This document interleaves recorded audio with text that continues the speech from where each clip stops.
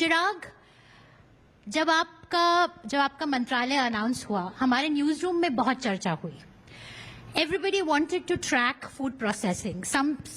Overnight, that ministry became the most sought-after ministry. We want to track this ministry. But now we hear that you want to go back from Delhi. You're done with Delhi. You want to go back to Bihar. Well, I do know and understand that one statement of mine where I said this कि मैं वापस बिहार जाना चाहता हूँ. बिहार मुझे बुला रहा है.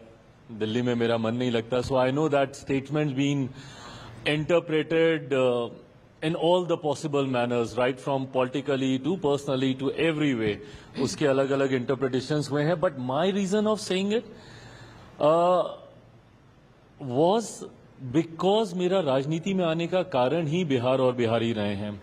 Why I entered politics? I've been born and brought up in Delhi. I've lived in Mumbai. I've worked in Mumbai, and that was the time when I experienced from very close quarters where I saw Biharis being targeted, being humiliated. That was the time when I realized that why Bihari needs to leave their state and to go across the country. मैं देखता हूँ दूसरे राज्यों में जाकर रहते हैं, अलग अलग देशों में जाकर रहते हैं.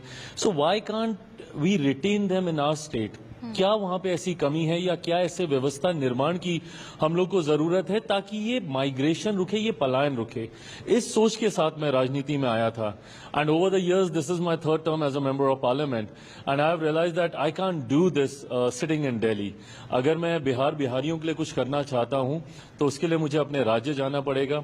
अगर मैं पलायन को रोकना चाहता हूं तो उसके लिए वो व्यवस्था बिहार में ही रहकर मुझे तैयार करनी होगी. और अब तो मैं सिर्फ पलायन को रोकना ही नहीं चाहता बल्कि मैं रिवर्स माइग्रेशन भी चाहता हूं कि हम एक ऐसा बिहार बनाएं जहां पे जो लोग पलायन करके बिहार से बाहर गए हैं वो लोग भी वापस अपने राज्य में आए. बिहार फर्स्ट, बिहारी फर्स्ट की सोच पे काम कर रहा हूं.